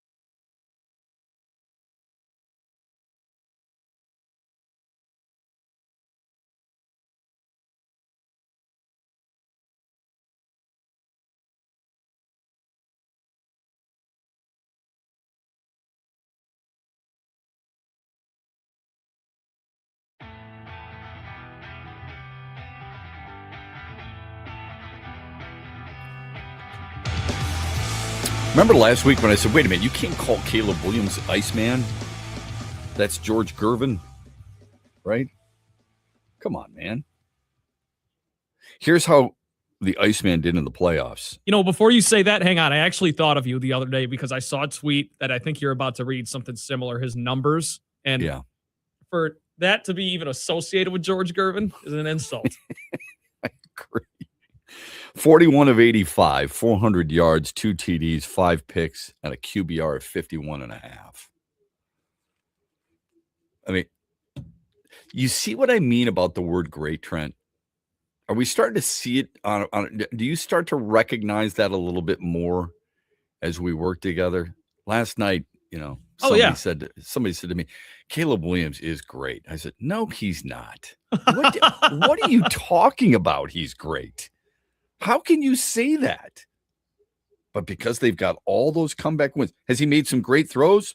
100%. Some of those throws are it's legendary stuff.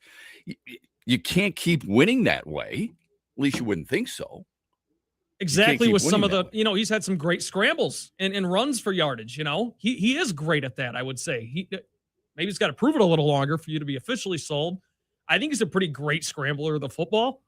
Yes, he is. I think so too. I think his arm strength is great. Don't you? Yeah. Based on last night. Yeah. Well, even before that, but I'm saying if there was any doubt against Green Bay, when you're rolling to your left and you're doing a jump man logo type throw and it goes over the safety and in front of the corner down the sideline, that was I thought that throw was as good as the one as last night just because of what he was doing. Last night, he was chucking it. He was just heaving it. It was awesome, but he's got great arm strength. Don't give me that he's great though. 2 TDs, 5 picks, 51.5 QBR. That's ridiculous. All right, let's get to Hero and Heel. We have it for you every Monday at 8:18. It's a big reason why we wanted to come in today. We love sharing this with you, and we love hearing yours, if you so choose, via text, Sports Radio 21,000. My hero is Katie Ledecky, won the 1,500 freestyle in Austin later this last week, completed the race in the second fastest time ever, meaning she has the top 10 times ever in that race. She owns the leaderboard. She has 12 of the top 13 ever in that race. She has 25 of the top 26 ever in that race. She now has 6 world titles in the event. She extended her dominance to 16 years, not 16 races, 16 years. She hasn't lost in that event since 2010 when she was 13 years old. She also, besides the 6 world titles in that event, has 2 gold medals. Remember this, though. They didn't add that event to the Olympic swimming competition until 2020. I'm so glad you brought that up because you could say Phelps was a phenom at, I think 15 is when he started getting attention. She was 13 and they didn't even have the events that Phelps could qualify in at the time. So if you put it in context, I'm not calling her better than Phelps. Well, Ledecky could qualify it, not Phelps. Yes, that's what I meant. It wasn't an even playing field, as it often isn't. Like tennis, with the women, it's best 2 out of 3. With the men, it's best 3 out of 5.